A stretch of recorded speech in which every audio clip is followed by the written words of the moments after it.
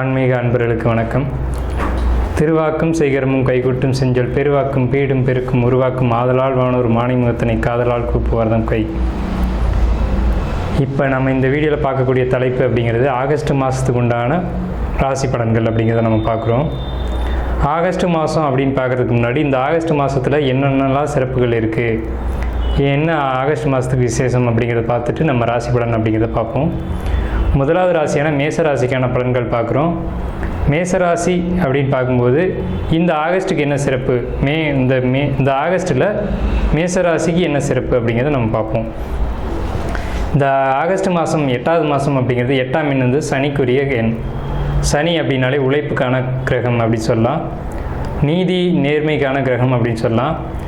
ஒரு கடுமையான உழைப்புக்கான கிரகம் எது அப்படின்னு கேட்டிங்கன்னா சனி தான். ஒரு ஜாதகத்தில் சனி வளர்த்துருக்கும் போது, சனி திசை சனி புத்திகள் நடக்கும்போது அவங்க வாழ்க்கையில் பொருளாதாரத்தில் மிகப்பெரிய முன்னேற்றத்தை அடைவாங்க அப்படிங்கிறது மறுக்க முடியாத ஒரு உண்மை.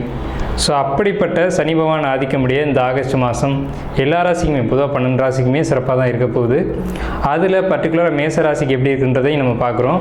இந்த ஆகஸ்ட் மாதம் தமிழ் மாத கணக்குப்படி எப்படி வருது அப்படின்னு பார்த்தீங்கன்னா ஆடி மாதம் மற்றும் ஆவணி மாதம் இந்த 2 மாதங்கள் இணைவாக தான் வரும். ஸோ இந்த ஆடி மாதமும் ஆவணி மாதமும் எப்படி இருக்கும் அப்படின்றத ஆடியினுடைய இறுதியும், அதாவது ஆடி 16ஆம் தேதி அன்னைக்கு உங்களுக்கு வந்து ஆகஸ்ட் 1 பிறக்குது. ஆகஸ்ட் 1 பிறந்து இங்கிட்டு 16 நாள், அதாவது ஆடி மாதத்தில், அங்கிட்டு ஆவணி மாதத்தில் முதல் 15 நாள். அப்போ முதல் பின்பாதி ஆடிலையும் முன்பாதி சிம்மத்திலையும் மாதங்கள் வந்து ஆவணி மாதத்தில் முன்பாதியும் ஆடி மாதத்துடைய பின்பாதியும் ஆகஸ்ட் மாதத்துக்குள்ளே இருக்குது. அப்போ இந்த ஆடி மாதம் ஆவணி மாதத்துக்கு என்ன சிறப்பு அப்படிங்கிறதையும் நம்ம இதில் பார்க்க வேண்டியிருக்கு. ஆடி அப்படின்னு சொல்லிட்டாலே ஒரு விதமான நெகட்டிவான ஒரு எண்ணங்கள் தான் பொதுவாக எல்லாருக்கும் வரும். ஆனால் அப்படி கிடையாது. ஆடி மாதம் எல்லாருக்குமே தொழில் வந்து டல்லாக இருக்கும் அப்படி இப்படின்னு சொல்லுவாங்க. அப்படிலாம் கிடையாது. என்னென்னா இது வந்து ஓய்வுக்கான காலகட்டமாக நம்ம எடுத்துக்கலாம், அல்லது வந்து இறை வழிபாட்டுக்கான காலகட்டமாக நம்ம எடுத்துக்கலாம். ஆடி மாதம் வந்து பூமியில் இறைசக்தியினுடைய வேகம் அதிகமாக இருக்கும், இறைசக்தியினுடைய தாக்கம் அதிகமாக இருக்குது. நீங்கள் நல்லா பாருங்கள், ஆடி மாதத்தில் தான் எல்லா வழிபாடுகளும் நடக்கும். குறிப்பாக பெண் தெய்வங்களுடைய வழிபாடு, மாரியம்மனுடைய வழிபாடு, இதெல்லாம் வந்து ஆடி மாதத்தில் தான் நடக்கும். ஸோ ஆடி அப்படின்னு சொல்லிட்டாலே வழிபாட்டுக்கான மாதம். அப்போ வழிபாடு அப்படிங்கிறது நம்மளை ஒரு முன்னோக்கி ஒரு வாழ்க்கையில் முன்னேற்ற பாதைக்கான ஒரு அடித்தளமாக இருக்குது. ஸோ இந்த ஆடி மாதத்தில் என்னென்ன விசேஷங்கள்லாம் வருது, இந்த ஆடி மாதத்தில் என்ன சிறப்பெல்லாம் இருக்குது தமிழ் மாத கணக்குப்படி அப்படிங்கிறத நம்ம முதல்ல பார்ப்போம்.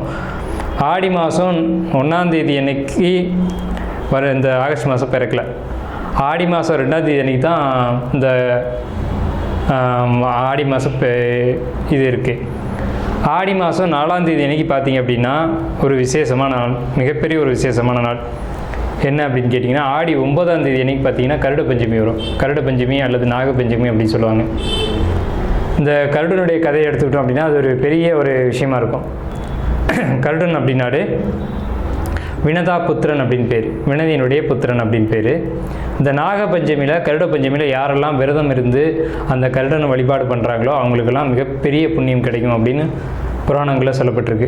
இது என்ன விசேஷம் அப்படின்னு கேட்டிங்கன்னா நாகதோஷம் சர்ப்பதோஷம் இருக்கவங்க பர்டிகுலராக அந்த நாளில் வந்து வழிபாடு பண்ணிக்கிட்டிங்கன்னா உங்களுக்கு நாகதோஷம் சர்ப்பதோஷம் அப்படிங்கிறதுலாம் இல்லாமல் போயிடும் அப்படின்ற ஒரு விஷயம் இருக்குது. சிலருக்கு வந்து நாகதோஷத்தினால குழந்தைகள் இல்லாமல் இருக்கும், சிலருக்கு வந்து மனக்குழப்பங்கள், மனதளவில் பதற்றங்கள், படபடப்பு, மனக்குழப்பங்கள், சிலர் மனதளவில் பெரிய பாதிப்புகளை கூட இருப்பாங்க. அந்த மாதிரி இருக்கக்கூடியவங்க எல்லாருமே இந்த நாகபஞ்சமியை, அதாவது ஆகஸ்ட் 9ஆம் தேதி ஆடி மாதம் வரக்கூடிய இந்த ஆகஸ்ட் 9ஆம் தேதி அன்னைக்கு வரக்கூடிய நாகபஞ்சமி அல்லது கருட பஞ்சமி அந்த விரதம் இருந்து வழிபாடு பண்ணாங்க அப்படின்னு சொன்னால் மிகப்பெரிய பாசிட்டிவான விஷயங்கள் அவங்க கிடைக்கும். மனதளவில் ஒரு தைரியம், நல்ல பேச்சாற்றல், வாக்கு வன்மை, குழந்தை கிடைக்கிறது, திருமணம் ஆகிறது, இந்த மாதிரியான சுப விஷயங்கள் எல்லாமே அவங்களுக்கு கிடைக்கும். ஆகஸ்ட் 4ஆம் தேதி அன்னைக்கு ஆடி பெருக்கு வருது, ஆடி 18. ஆகஸ்ட் 4ஆம் தேதி அன்றைக்கி ஆடிப்பெருக்கு, ஆடி 18. இந்த ஆடிப்பெருக்கு என்ன விசேஷம்னு கேட்டிங்கன்னா அன்றைக்கி தான் ஆடி அமாவாசை வரும். பித்திருக்களுக்கு தர்ப்பணம் பண்ணக்கூடிய நாள். புதுமண தம்பதிகள் தங்களுடைய மாலையை விட்டுட்டு அதாவது ஆற்றுல போய் குளிப்பாங்க. குளிச்சுட்டு அந்த வருடத்தினுடைய புது மாலையை ஆற்றுல விட்டுட்டு மஞ்சள் கயிறு கட்டிட்டு வருவாங்க. இந்த வருடம் திருமணமான எல்லாருமே இதை செய்கிறது சிறப்பு. ஸோ ஆகஸ்ட் 4ஆம் தேதி ஆடிப்பெருக்கு, ஆடி 18 வருது. ஆடிப்பெருக்குன்னே பேர் அதுக்கு. ஸோ அந்த ஆடி மாதம் அப்படின்னாலே இவ்வளோ ஒரு சிறப்பு வாய்ந்த மாதங்களாக இருக்குது. அதை காட்டிலும் ஆகஸ்ட் 16ஆம் தேதி என்ன சிறப்பு அப்படின்னு பார்த்தீங்கன்னா ஆகஸ்ட் 16ஆம் தேதி அன்னைக்கு விஷ்ணுபதி புண்ணிய காலம் வரும்.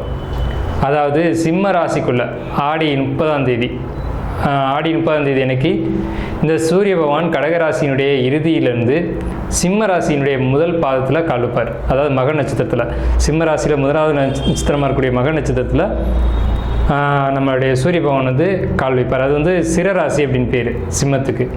சிரம் அப்படின்னா உறுதியானது. ஸோ இந்த சிம்ம ராசிக்குள்ளே சூரியன் கால் வைக்கக்கூடிய அந்த முதல் நாள் வந்து ரொம்ப ரொம்ப விசேஷமான நாள். ஒவ்வொரு சிரராசிக்குள்ளேயும் சூரியன் கால் வைக்கும் போதும் இவ்வளோ பெரிய சிறப்புகள் வருதா அப்படின்னாலும், சிம்ம ராசிக்குள்ளே பர்டிகுலராக இந்த ஆகஸ்ட் மாதம் வரக்கூடிய சிம்ம ராசிக்குள்ளே சூரியன் கால் வைக்கக்கூடிய நாள் தான் ரொம்ப ரொம்ப ரொம்ப ரொம்ப ஒரு வழிபாட்டுக்கான ஒரு நாள். இந்த விஷ்ணுபதி புண்ணிய காலத்தில் என்ன செய்யணும் அப்படின்னு பார்த்தீங்கன்னா, எதுக்காக வழிபாடு செய்யணும் அப்படின்னு கேட்டிங்கன்னா, உங்களுடைய கோரிக்கை எதுவாக வேணாலும் இருக்கலாம். விஷ்ணுபதி புண்ணிய காலத்தில் நீங்கள் கோரிக்கை வைக்கலாம். ஆனால் உங்களுடைய கோரிக்கை நியாயமானதாக இருக்கணும். நான் முன்னேறணும் அப்படின்றதா இருக்கணும். யாரும் கெட்டு போயிடணும் அப்படின்றதா இருக்கக்கூடாது. ஸோ இந்த ஆவணி மாதம் முதல் நாள், ஆடி மாதம் இறுதி நாளில் இந்த இரவு 11:11 வந்து சூரியன் சிம்ம ராசிக்குள்ள என்ட்ராகிறாங்க. அப்போ அந்த விஷ்ணுபதி புண்ணிய காலம்ன்றது ஒரு 3 மணி நேரம் தான். அப்போ நீங்கள் ஆடி மாதம் 30ஆம் தேதி போய் வழிபாடு செய்ய முடியாது. அதுக்கு பதிலாக ஆவணி மாதம் 1ஆம் தேதி விஷ்ணு கோயில் எங்கே இருந்தாலும் சரி, பெருமாள் கோயில் எங்கே இருந்தாலும் சரி, ஆவணி மாதம் முதல் நாள் முதல் தேதி அன்னைக்கு, அதாவது ஆவணி 1ஆம் தேதி அன்னைக்கு காலையில் விஸ்வரூப தரிசனம் பார்த்துடணும். நீங்கள் விஸ்வரூப தரிசனம் பார்த்துட்டு 27 பூக்கள், அது என்ன நிறமாக வேணாலும் இருக்கலாம், சிவப்பாக இருந்தால் பெஸ்ட்டு. 27 பூக்கள் எடுத்துக்கணும். கொடிமரத்தோடு சேர்த்து பெருமாளை 27 சுற்றணும். ஒவ்வொரு சுற்றுக்கும் ஒவ்வொரு பூக்கள் வந்து கொடிமரத்தில் வைக்கணும். 27 சுற்றுகள் சுற்றி முடிச்சுட்டு வந்ததுக்கப்புறம் கொடிமரத்துக்கிட்டே உட்காந்துக்கணும். வேறு எங்கேயும் போய் உட்காரக்கூடாது. கொடிமரத்துக்கிட்டே உட்காந்து முடிஞ்ச வரைக்கும் உங்களுடைய பேரை எத்தனை முறை உச்சரிக்க முடியுதோ அத்தனை முறை உச்சரித்து உங்களுடைய கோரிக்கையை சொன்னீங்க அப்படின்னா, இந்த விஷ்ணுபதி புண்ணிய காலத்தில் கண்டிப்பாக நீங்கள் கேட்டது கிடைக்கும் அப்படின்னு வேதத்தில் சொல்லப்பட்டிருக்கு, சாஸ்திரத்தில் சொல்லப்பட்டிருக்கு. ஸோ இது விஷ்ணுபதி புண்ணிய காலம் வர நேரம் அப்படின்னு பார்த்தீங்கன்னா, ஆடி மாதம் 31ஆம் தேதி இரவு 11:15. அதுலேருந்து முன் 3 மணி நேரம், பின் 3 மணி நேரம் தான் விஷ்ணுபதி புண்ணிய காலம் ஆக்சுவலான டைம். ஆனால் அதில் செய்ய முடியாது. அதுக்கு பதிலாக ஆவணி 1ஆம் தேதி அன்னைக்கு விஸ்வரூப தரிசனம் பார்த்துட்டு நீங்கள் இந்த ஒரு விஷ்ணுபதி புண்ணிய கால வழிபாட்டை நீங்கள் எடுத்துக்கலாம். இதன் மூலமாக உங்களுடைய கோரிக்கை எதுவாக இருந்தாலும் நிறைவேறும். இது வந்து ஒரு மறுக்க முடியாத ஒரு விஷயம். ஸோ இந்த ஆடி மாதமும் ஆவணி மாதமும் இவ்வளவு சிறப்புகளை கொண்ட மாதமாக அமைஞ்சிருக்கு. இதில் நம்ம மேசராசிக்கு உண்டான பலன்களை பார்க்குறோம், மற்றும் 12 ராசிகளுக்கு உண்டான பலன்களை பார்க்குறோம். இப்போ இந்த ஆகஸ்ட் மாதம் இந்த ராசிக்கான, இந்த மேச ராசிக்கான கிரக நிலைகள் அப்படி பொதுவாக நம்ம பார்த்தோன்னா 12 ராசிக்கான கிரக நிலைகளையும் பார்க்கலாம். பர்டிகுலராக இப்போ நம்ம மேச ராசி பற்றி பேசுகிறோம் அப்படிங்கிறதுனால மேச ராசிக்கான கிரக நிலைகள் அப்படிங்கிறது, இப்போ வந்து ரிஷபத்தில் குரு, ரிஷபத்தில் செவ்வாய், ராசிக்கு 2ஆம் வீட்டில், மேஷத்துக்கு ராசிக்கு 2ஆம் வீட்டில். பொதுவாக நம்ம எடுத்துக்கிட்டாலும் அது மேஷம் தான் காலபுருஷ ராசியில் முதலாவது ராசி அப்படின்றதுனால ரிஷபத்தில் குரு செவ்வாய், கடகத்தில் சூரியன், சிம்மத்தில் சுக்கிரன் புதன், கன்னியில் கேது, கும்பத்தில் சனி வக்ரம், மீனத்தில் ராகு. இதுதான் கிரக நிலைகள். இதை ஒட்டி தான் நம்ம ராசி பலன்களை எடுக்க போகிறோம். ராசி பலன்கள் பொதுவானது தான். ஆனால் பொதுவானது அப்படின்னாலும் நிறைய விஷயங்கள் கரெக்டாக இருக்கும், துல்லியமாக இருக்கும். ஸோ அதனால் இந்த ராசி பலன் பார்க்குறது பொதுவான பலன்கள் அப்படின்னு சொல்கிறாங்க அப்படின்னு நீங்கள் எடுத்துக்க வேண்டியதில்லை. பொது பலன்கள் தான். ஆனால் உங்களுக்கு அக்யூரேட்டாக அந்த பலன்கள் கண்டிப்பாக நம்ம சொல்லக்கூடிய விஷயங்கள் நடந்து தீரும். அதில் மாற்றமே எதுவும் இல்லை. நம்மளுடைய பலன்களையும் கவனிச்சுக்கோங்க, நம்ம என்ன தீர்வுகள் சொல்கிறோம் அப்படின்றதையும் கவனிச்சுக்கோங்க. இந்த ஆகஸ்ட் 1ஆம் தேதி பிறக்கிறது பிரதோஷ நாளில் பிறக்குது. ஸோ பிரதோஷ வழிபாட்டோட இந்த மாதம் தொடங்குது அப்படிங்கிறதே பெரிய விசேஷம். அதனால தான் அந்த ஆகஸ்ட் மாதம் 3ஆம் தேதி அன்றைக்கி உங்களுக்கு வந்து ஆடிப்பெருக்கு, ஆடி 18 வரும். ஸோ ஆடிப்பெருக்கு பிரதோஷ நாளில் வியாழக்கிழமை அன்றைக்கி ஆகஸ்ட் 1ஆம் தேதி பிறக்குது. நல்ல திதியில் பிறக்குது. அதாவது திரியோதசி திதின்ற பிரதோஷ நாளில் இந்த ஆகஸ்ட் 1ஆம் தேதி பிறக்குது. இப்போ மேச ராசிக்கு என்ன மாதிரியான பலன்கள் நடக்கும் அப்படின்னு கேட்டிங்கன்னா, மேஷத்தினுடைய கேரக்டர் நம்ம முதல்ல பார்த்துருவோம், அப்புறம் பலன்களுக்குள்ளே போவோம்.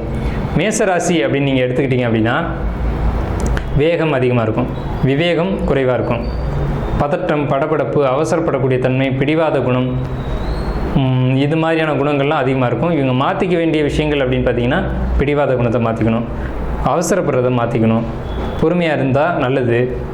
இவங்களை தேடி பதவி வரும், அந்த பதவியை எப்படி பயன்படுத்திக்கணும் அப்படிங்கிறதுல இவங்க கவனமாக இருக்கணும். ஸோ இவங்களுக்கு கொடுக்கப்பட்ட வாய்ப்பை இவங்களுக்கு சரிவர பயன்படுத்திக்க மாட்டாங்க. அதுதான் இந்த மேசராசிக்கு உண்டான ஒரு ட்ராபேக். அதை மட்டும் மாற்றிக்கிட்டாங்க அப்படின்னா இவங்க வாழ்க்கையில் மிகப்பெரிய உச்சத்துக்கு போவாங்க அப்படின்றதுல மாற்றமே இல்லை. அது முதல்ல கோபத்தை குறைக்கணும். கோபம் அதிகமாக வரும் மேஷத்துக்கு. கோபம், வேகம் இதை ரெண்டையும் குறைச்சிட்டு கொஞ்சம் நிதானமாக செயல்பட்டாங்க அப்படின்னா, ஏன்னா அது காலபுருஷனுக்கு முதலாவது ராசி அப்படின்றதுனால எந்த ஒரு இடத்துக்கு போனாலும் மேஷம் தான் முதன்மையே அப்படின்ற ஒரு இடத்துக்கு வரும். முதலாவது, அதாவது ஃபஸ்ட்டு யார் அப்படின்னு கேட்டால் மேஷம் தான் இருக்கும். எந்த ஒரு இடத்துக்கு போனாலும் ஒரு ஒரு ஒரு ஃபங்க்ஷனே நடக்குதுன்னா அங்கே வந்து ஃபங்க்ஷன் நடத்தி வைக்கிறவர் வந்து மேஷமாக இருப்பார், அல்லது அந்த ஃபங்க்ஷனில் வரவேற்கிறவர் மேஷமாக இருப்பார், அல்லது அந்த ஃபங்க்ஷனில் முதல் தரமான மதிப்பு மரியாதையில் இருக்கக்கூடியவர் மேஷமாக இருப்பார். அப்போ மேஷத்துக்கு இவ்வளோ ஒரு கிரெடிட் இருக்குது, அதாவது ஒரு பெருமையான ஒரு விஷயம் இருக்குது. அது மேஷம் பயன்படுத்திக்க தவறிடுது. அது ஒன்று தான் ட்ராபேக். அது வந்து நிறைய நல்ல குணங்கள் மேஷத்திட்ட இருக்கிறதுனால தான் அப்படி ஒரு அமைப்பு கிடைக்குது. பிறப்பாலேயே புண்ணியம் செஞ்சவங்க மட்டும்தான் மேஷத்தில் பிறக்க முடியும். ஸோ இப்படிப்பட்ட மேசராசிக்காரங்க ஒரு குழந்தை மனசு உள்ளவங்க, பெருந்தன்மை உள்ளவங்க. ஸோ இந்த மாதிரி குணங்கள்லாம் வளர்த்துக்கிட்டாங்க, இன்னும் கூடுதலாக அதை இயக்கிக்கிட்டாங்க அப்படின்னா ரொம்ப சிறப்பாக இருக்கும். மேசராசிக்காரங்க எப்போவுமே சிவப்பு நிறம், மஞ்சள் நிறம் இந்த நிறங்களை பயன்படுத்துறது வாழ்க்கையில் வெற்றி கொடுக்கும். சரி, இப்போ நம்ம ராசி பலனுக்கு உள்ளே போவோம். இப்போ 2ஆம் வீட்டில் குருவும் செவ்வாயும் இணைஞ்சிருக்கு. இது நல்லதா கெட்டதா அப்படின்னு பார்க்கும்போது, குரு மேச ராசி அப்படின்ற அமைப்பில் குரு பகவான் வந்து நல்லவர். அவர் 2ஆம் இடம்ன்ற மாரகஸ்தானத்தில் நிற்கிறாங்க. ஸோ இது வருமானத்தை அதிகப்படுத்தி கொடுக்கும்போது பெரிய அளவில் திடீர் வருமானங்கள், உழைக்காத வருமானங்கள், நம்ம எதிர்பார்க்கவே மாட்டோம். அப்படி ஒரு வருமானம் இந்த காலகட்டங்களில் உங்களுக்கு கிடைக்கும். இதுக்கு பேர், இந்த யோகத்துக்கு பேர் வந்து குரு செவ்வாய் இணைஞ்சால் குருமங்கள யோகம்னு பேர். அது 2ஆம் இடம்ன்ற ஸ்தனஸ்தானத்தில் மேசராசிக்கு இந்த ஆகஸ்ட் மாதத்தில் ஒரு அமைப்பு உண்டாக்கியிருக்கு. இந்த செவ்வாய் பகவான் மிதுன ராசிக்கு ஒரு 45 நாள் கழிச்சு போயிடுவாங்க. இந்த 45 நாள் வரைக்குமே, இந்த ஆகஸ்ட் முடிஞ்சு செப்டம்பர் வரையிலுமே, செப்டம்பர் முன்பாதி வரைக்குமே இந்த யோகம் மேசராசிக்கு உண்டு. அடுத்தபடியாக மேசராசிக்கு சூரிய பகவான் மிகப்பெரிய யோக பலன்களை இந்த ஆகஸ்ட் மாதத்தில் சொல்லியிருக்காங்க. ஏன்னா திரிகோணாதிபதி கேந்திரம் ஏறணும் அப்படிங்கிறது மிகப்பெரிய ஒரு ஜோதிட விதி. திரிகோணாதிபதி கேந்திரம் இருந்தால் யோகங்களை வாரி வழங்கும் அப்படின்றதான் ஜோதிட சாஸ்திரம் சொல்லுது.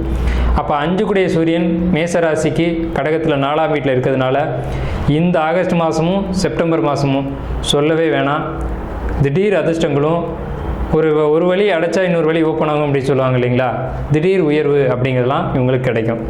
திடீர் உயர்வு, திடீர் மரியாதை, திடீர் மதிப்பு மரியாதை, அந்தஸ்துக்கு வரும், அதன் மூலம் வருமானம், இது எல்லாமே அந்த ஆகஸ்ட் செப்டம்பர் மாதத்தில் மேசராசிக்கு கிடைக்குது. அடுத்தபடியாக பார்த்தீங்கன்னா 5ஆம் வீட்டில் புதன் சுக்கிரன். இதில் ஆடி மாதம் 20ஆம் தேதி அன்னைக்கு புதன் மட்டும் வக்ரமடைவார். புதன் வக்ரமடைகிறது நல்லதா அப்படின்னு கேட்டிங்கன்னா மேஷத்துக்கு ரொம்ப நல்லது. புதன் வக்ரகதி இல்லாமல் இப்போ வந்து சாதாரண ஒரு நிலையில் இருக்காங்க சிம்மத்தில். 3 கூடையவர் 5ல் இருக்கலாம், நல்ல ஒரு விஷயம். முயற்சிகள் எல்லாம் பலிதமாகும். அப்போ வக்ரமானதுக்கு பிறகு எப்படின்னா திடீர்னு ஒரு முன்னேற்றத்தை கொடுக்கும் மேசராசிக்கு. அதாவது ஆடி 20லேருந்து அங்கிட்டு ஒரு 35 நாள், செப்டம்பர் அக்டோபர் வரைக்கும் அது போகும். இந்த சுக்கிரன் 5ஆம் வீட்டில் இருக்கிறது சின்ன மன வருத்தங்களையும் மன சஞ்சலங்களை ஏற்படுத்தும். ஸோ யார்கிட்ட பேசுகிறோம், என்ன பேசுகிறோன்றதில் எச்சரிக்கையாக இருக்கணும். தேவையற்ற சிந்தனைகளுக்கு இடம் கொடுக்கக்கூடாது மேசராசி இந்த காலகட்டங்களில். அதே நேரத்தில் உணவுகள், சாப்பாடு இதிலெலாம் எச்சரிக்கையாக இருக்கணும். வெளியிடங்களில் சாப்பிடக்கூடாது, தேவையற்ற உணவுகளை எடுத்துக்கூடாது, பழக்கமில்லாத உணவுகளை சாப்பிடக்கூடாது. இது மட்டும் இல்லை, கன்னி வீட்டில் கேது இருக்கிறது ஃபுட் பாய்சன் அப்படி சொல்லலாம். அது வந்து வயிற்று சம்பந்தமான பிரச்சனைகளையும் மன சம்பந்தமான பிரச்சனைகளையும் இந்த காலகட்டங்களில் கொடுக்கும். அப்படிங்கிறதுனால இந்த ஒரு விஷயங்களில் எச்சரிக்கையாக இருக்கணும். அடுத்து பார்த்துட்டிங்கன்னா மேசராசியை இவ்வளவு நாள், அதாவது கடந்த 30ஆம் தேதி வரைக்கும் சனி பகவான் தன்னுடைய பார்வையை சந்திரன் மீது செலுத்திக்கிட்டு இருந்தாங்க. இதனால் இந்த 30ஆம் தேதி வரைக்கும் கடும் மன அழுத்தங்களில் இருந்திருப்பாங்க. அதுலேயும் இந்த 30ஆம் தேதி, அந்த 1ஆம் தேதி 7ஆம் மாதம் இதிலெல்லாம் பார்த்திங்க அப்படின்னா உச்சபட்சமான மன அழுத்தங்களில் இப்போ போய்ட்டு இருந்திருக்கும். ஆனால் இப்போ என்ன நடக்குது அப்படின்னு பார்த்தீங்கன்னா, இப்போ ஒரு பாசிட்டிவான விஷயத்தை மேசராசிக்கு நம்ம சொல்கிறோம். இந்த 11ஆம் வீட்டில் இந்த சனி பகவான் 10ஆம் வீட்டுக்கு வக்ரகதி ஆகிருக்கிறதுனால கெட்டவன் கெடணும் அப்படின்ற விதியின்படி மேஷ லக்னத்துக்கு சனி கெட்டவர் தான். அவர் ராசியை பார்த்தது மன அழுத்தங்களை சொல்ல முடியாத அளவுக்கு கொடுத்துருப்பாங்க மேசராசிக்கு. சனியினுடைய பார்வை சந்திரன் மீது பட்டாலே மன அழுத்தங்களை பெரிய அளவில் கொடுக்கும். அதுலேயும் மேசராசிக்கு சனி பாதகாதிபதின்ற அடிப்படையில் அவருடைய பாதகாதிபதி அப்படின்ற ஒரு நிலையிலேருந்து பாதகஸ்தானத்திலேருந்து சந்திரனை பார்த்ததுனால கடுமையான நெருக்கடிகள், கடுமையான மன அழுத்தங்கள், எப்படி மீண்டு வர போகிறோம் அப்படின்ற ஒரு சிந்தனைகள்லாம் மேசராசி கொடுத்துருந்துருக்கும். அந்த நிலை இப்போ படிப்படியாக மாறிக்கிட்டு இருக்கு. இப்போ ஒரு தைரியம், ஒரு உத்வேகம், இனம் புரியாத சந்தோஷம் தோஷம் இதெல்லாம் மனசுக்குள்ளே ஊடுருவும். இதுக்கான காலகட்டங்களாக இந்த ஆகஸ்ட் மாதம் இருக்கும். செப்டம்பர் மாதம் ஆகஸ்ட் முழுக்கவே ஒரு முரட்டுத்தனமான ஒரு தைரியம் இருக்கும். மேஷத்துக்கு விட வேண்டிய குணம் அப்படின்னு கேட்டிங்கன்னா முரட்டுத்தனம் தான். முரட்டுத்தனம், ஒரு அசால்ட்டுத்தனமான ஒரு தைரியம் இருக்கும். அது வந்து நீங்கள் அதுக்கு அலோவ் பண்ணவும் கூடாது. எதுலேயும் ஒரு நிதானமாக செயல்படணும். இந்த சனி பகவான் மகரம் கும்ப ராசிகளில் இருக்க வரைக்கும் உங்களுக்கு வந்து அந்த ஒரு நிதானம் அப்படிங்கிறது இருக்கும். ஆனால் நீங்கள் சனி பகவான் மேசராசியை பார்த்த வரைக்குமே ஒரு நிதானம் இருந்துச்சு. அந்த வக்ரகதியான நிலையில் அந்த ஒரு 2 மாதம் வந்து வக்ரமும் இல்லாமல் சாதாரண ஒரு நிலையில் இல்லாமல் சனி பகவான் வந்து ஒரு வித்தியாசமான ஒரு நிலையில் இருந்திருப்பாங்க. அந்த காலகட்டங்களில் தான் நீங்கள் மன அழுத்தங்களை சந்திச்சிருப்பீங்க அப்படின்றத நான் சொன்னேன். ஸோ இதுக்கு மேலே அந்த மன அழுத்தங்கள் இருக்குமான்னு கேட்டிங்கன்னா படிப்படியாக குறையும். ஆனால் முழுமையாக நிவர்த்தி அடையாது. ஏன்னா சனி பகவான் இப்போ இருக்கிறது சொந்த வீட்டில் தான் இருக்காங்க. ஸோ இதை பொறுத்த வரைக்கும் என்னுடைய கருத்து என்னன்னு கேட்டிங்கன்னா, உங்களுடைய பிறப்பு ஜாதகத்தை ஜோதிடர்கிட்ட கொடுத்து உங்களுடைய தசாபத்தியினுடைய நிலைகள் எப்படி இருக்குது அப்படிங்கிறத கவனிச்சுக்கோங்க. தசாபத்தியை வச்சு தான் இதுக்கான பலன்களை நம்ம முழுமையாக சொல்ல முடியும். அடுத்து மீன ராசியில் இருக்கிற ராகு நன்மை செய்வாரா தீமை செய்வாரா அப்படின்ற ஒரு பெரிய கேள்வி மேசராசிக்கு உண்டு. ஏன்னு கேட்டிங்கன்னா, ராகு எந்த வீட்டுக்கு போனாலும் நன்மை செய்ய மாட்டார், ராகு எந்த வீட்டுக்கு போனாலும் தீமை செய்ய மாட்டார். ஸோ அப்படி இருக்க ஒரு நிலையில் 12ஆம் வீடுன்ற இந்த இடத்துல 3, 6, 10, 11 இந்த இடங்களில் ராகு பகவான் இருந்தால் நன்மைன்னு சொல்கிறாங்க. 12ஆம் இடத்துல மறைஞ்சாலும் ராகு பகவானுக்கு நன்மை. ஆமையிடம் எருதுசுரா நண்டுகண்ணி 5 இடத்தில் கருணாகம் அமர்ந்து நிற்கில் பூமியடை தனித்திறங்கும் ராஜயோகம் போற்றிடுவார் வேறின்பம் புகழக்கேளாய் ஏமாறாதே மற்ற நற்கான கேந்திரத்தில் கிரகம் இருந்தால் தேவு பர்வதராஜயோகமாம் செப்பு அப்படின்னு சொல்லியிருக்காங்க. அப்போ இந்த மேசராசிக்கு பர்வதராஜயோகத்தில் தான் ராகு பகவான் இருக்காங்க. அதுக்கு வலிமைப்படுத்தும்படியாக குரு பகவான் இருக்காங்க.